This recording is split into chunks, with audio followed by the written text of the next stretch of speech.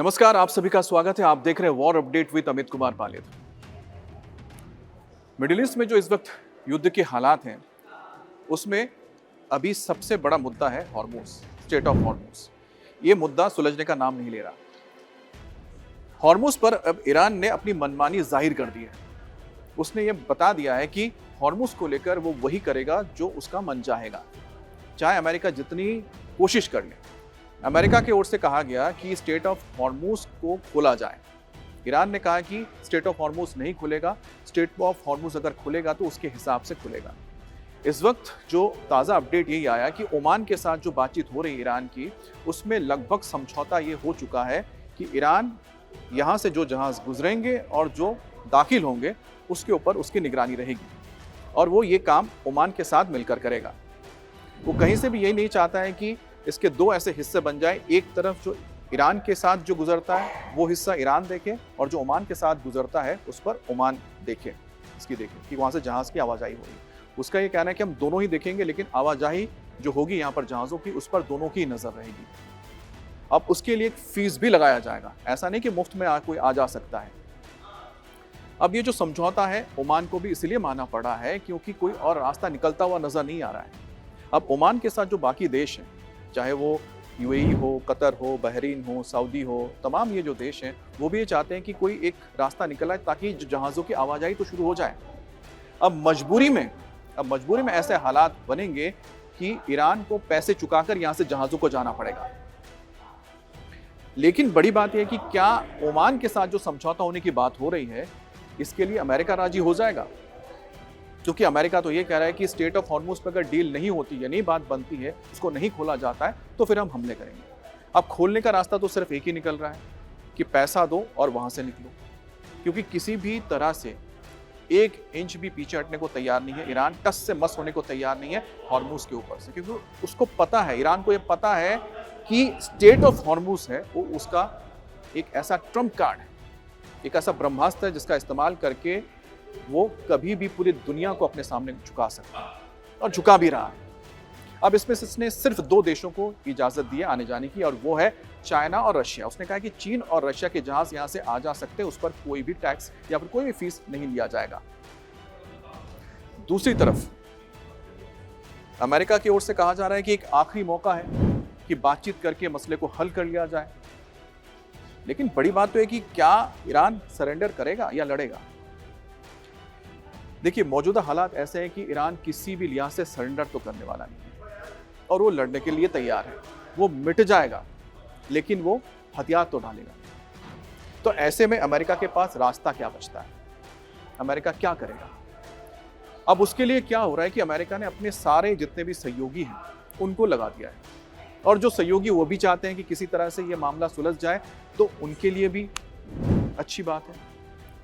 वो उनकी भी सांस में सांस आए। जो ईरान की वजह से पूरे मिडिल ईस्ट में हालात बने, पूरे खाड़ी के देश इस वक्त चोक्ड हैं। अब इसमें पाकिस्तान है, कतर है, ओमान है। सबसे ज्यादा एक्टिव इस वक्त ओमान और कतर है, जो ईरान के साथ बातचीत कर रहे हैं।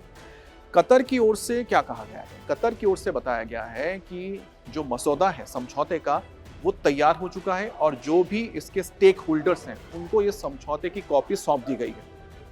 अब इस समझौते में क्या है और क्या हो सकता है, इसके बारे में कुछ भी निकलकर सामने नहीं आया है। उसे काफी गुप्त रखा गया, लेकिन 2-4 दिन इंतजार कीजिए, वो निकलकर आ जाएगा कि क्या मसौदा है कि जो बांटा गया है देशों को, जो मध्यस्थता कर रहे हैं, जो भी स्टेक होल्डर्स हैं, जैसे कि खाड़ी के तमाम देश हैं। इस बीच डोनाल्ड ट्रंप ने कतर के आमिर से बात की है, और आमिर से जो बात हुई है कतर के, उस दौरान चर्चा हुई कि आखिरकार ये मसला कैसे सुलझाया जाए, और या फिर ईरान क्या चाहता है, ईरान के साथ कैसे बातचीत हो सकती है। अमेरिका के लिए दिक्कत ये आ रही है कि जिसके साथ वार्ता हो रही है वो सिविल गवर्नमेंट, लेकिन सत्ता वहां पर मुश्तबा खामनेई यानी कि इस्लामिक कट्टरपंथियों के हाथ में है। इस्लामिक रेवोल्यूशनरी गार्ड यह तय करता है कि हमले होंगे कि नहीं होंगे। तो ऐसे में मसूद पेजिशकियन हो या फिर अब्बास अरागाची हो, इनका औचित्य क्या है? और यही वजह है कि ये बातचीत हो नहीं पा रही है, डील बन नहीं पा रहा है, क्योंकि जो इस्लामिक कट्टरपंथी हैं वो कतई सरेंडर करेंगे नहीं, और ना ही अमेरिका के सामने झुकेंगे। अगर झुकना होता तो 1979 से ही झुक गए होते। 1979 में जब रेवोल्यूशन हुआ उसके बाद से तो कई मौके आए, क्यों नहीं झुके? डोनाल्ड ट्रंप जितने सख्त माने जाते हैं राष्ट्रपति, उससे पहले तो ओबामा भी थे, वो तो बहुत नरम प्रवृत्ति के माने जाते थे, मोर डेमोक्रेटिक एंड सेक्युलर पर्सन। उन्होंने भी एक डील की थी, लेकिन उससे भी तो कुछ फायदा हुआ नहीं था। अमेरिका जो चाहता था वो हुआ नहीं। ईरान ने अपना न्यूक्लियर कार्यक्रम बंद नहीं किया और वो बम बनाने के रास्ते पर अग्रसर है, भले ही वो जितना कह दे कि हम नहीं बनाएंगे, क्योंकि उसको पता है ईरान को कि उसको अपना अगर वजूद, ये इस्लामिक जो उसका जो सत्ता है उसको कायम रखने के लिए उसे न्यूक्लियर बॉम्ब चाहिए।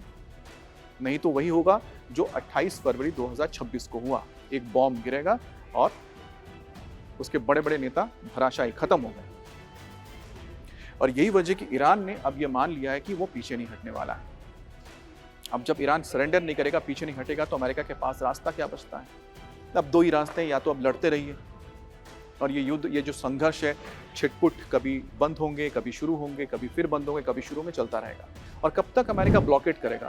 अमेरिका ने अब तक जो ब्लॉकेट किया है, ब्लॉकेट करके उसने सिर्फ और सिर्फ 45 जहाजों को रोका है, जिसको उसने खाड़ी के अंदर एंट्री नहीं दी थी, जो ईरान की ओर जाने वाले थे। हालांकि नुकसान हो रहा है इसका ईरान को, और ईरान भी चाहता है कि किसी तरह से एक रास्ता इतना मैनेज कर लिया जाए खाड़ी देशों के साथ बात करके कि उसके जहाज आए जाएं और बाकी जो दूसरे जहाज हैं दूसरे देशों के वो भी आए जाए, लेकिन इसके साथ में फीस भी वसूल कर दूं। इसे कहते हैं दादागिरी, दबंगई, जो इस वक्त ईरान कर रहा है। और ईरान की दादागिरी और दबंगई के सामने अमेरिका की फिलहाल चल नहीं रही है। अब चलने के लिए फिर से युद्ध शुरू करना पड़ेगा। देखिए, कहीं ना कहीं जो इस्लामिक सत्ता यहाँ पर है वो कट्टर सोच वाली एक सत्ता है। उनके लिए उनकी सत्ता और उनका धर्म सबसे ऊपर है इस वक्त। उसके लिए वो जान भी दे सकते हैं, मिट जाएंगे, लेकिन झुकेंगे नहीं। और जो बातचीत कर रहे हैं वहां पर इस वक्त रह के, वो सत्ता में ताकत नहीं रखते हैं, ना ही पेजिशकियन ताकत रखते हैं इतनी, ना ही अब्बास अरागाची रखते हैं। तो जब तक वहां पर ईरान में सत्ता का पूरा परिवर्तन नहीं हो जाता है, जो इजराइल की ओर से कहा जाता है कि इस्लामिक जो सत्ता है, मुश्तबा खेमनी IRGC को जब तक आप नहीं हटाएंगे, तब तक वहां पर किसी से बात करके आपको वो हासिल नहीं हो सकता जो चाहते हैं, जो अमेरिका चाहता है। जब तक वहां पर एक डेमोक्रेटिक सरकार नहीं आ जाती है, सिविल गवर्नमेंट नहीं आ जाती है और ये इस्लामिक सत्ता नहीं हट जाती। यही वजह है कि अभी तक यहाँ पर इस मिडिल ईस्ट की इस लड़ाई में, इस खाड़ी के इस युद्ध में कोई समझौता, कोई रास्ता निकलता हुआ नहीं आ रहा है। अगर कोई समझौता होगा भी, मान के चलिए नहीं चलने वाला है। और इस बात को इजराइल की ओर से, देखिए जो बात कही गई थी ना, कि वो पूरी तरह से सत्ता परिवर्तन चाहते हैं, क्योंकि इजराइल को पता है कि जब तक वहाँ पर पूरी तरह से सत्ता का परिवर्तन नहीं होता है, इस्लामिक सत्ता नहीं हटती है, तब तक ईरान में जो वो चाहते हैं या जिस तरह की वो हालात बनाना चाहते हैं वो नहीं बन सकता है। इस पूरे संघर्ष के बीच में एक जो खबर आई वो भारत के लिए बहुत महत्वपूर्ण रही, और अच्छी खबर भारत के लिए नहीं थी, क्योंकि लाल सागर, इस लाल सागर के हिस्से में जहाँ पर हुतीज का कब्जा है, इस इलाके में मौजूद भारत के एक कमर्शियल जहाज के ऊपर हमला किया गया और इस हमले में जहाज डूब गया। इसमें मौजूद 14 जो नाविक थे उन्हें बचा लिया गया, जिसमें एक यमन का था और बाकी 13 भारतीय थे, जिनको यमन की कोस्ट गार्ड ने बचा लिया है। अब भारत को ये नुकसान हुआ है।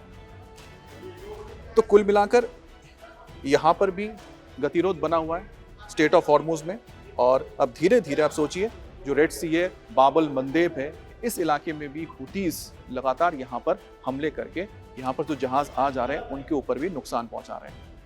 अब जो भी सऊदी की ओर से जहाज आएंगे या सऊदी से जो भी जहाज आएगा, वो कोई भी किसी भी देश की हो, उसके ऊपर हमला हो सकता है कि सिर्फ चाइना को, चीन को छोड़ दिया जाए और रशिया को छोड़ दिया जाए।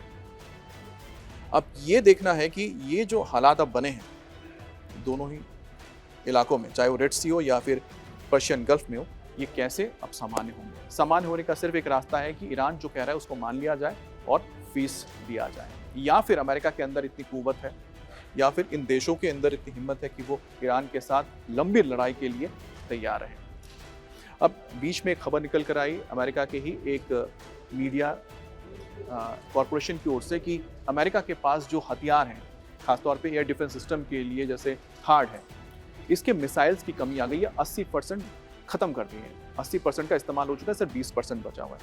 हालांकि इसका खंडन किया गया है और जो मिनिस्टर ऑफ वॉर हैं पीट हेग्सेथ यानी डिफेंस मिनिस्टर अमेरिका के, उन्होंने इस खबर का खंडन किया है। उनका ये कहना है कि युद्ध के लिए हम तैयार हैं। दूसरी तरफ मार्को रूबियो ने भी कह दिया है कि ईरान के साथ जो बातचीत हो रही है उसका सबसे महत्वपूर्ण अगर कोई बिंदु है जिस पर डील होगी वो है कि ईरान न्यूक्लियर प्रोग्राम को बंद कर दें।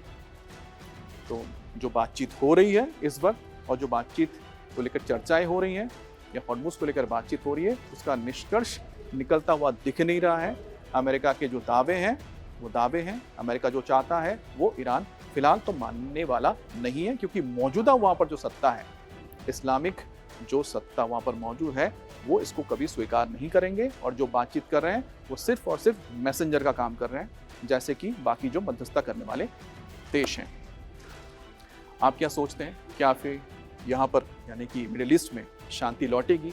क्या ईरान और अमेरिका के बीच में ये समझौता हो पाएगा? कमेंट में ज़रूर लिखिएगा।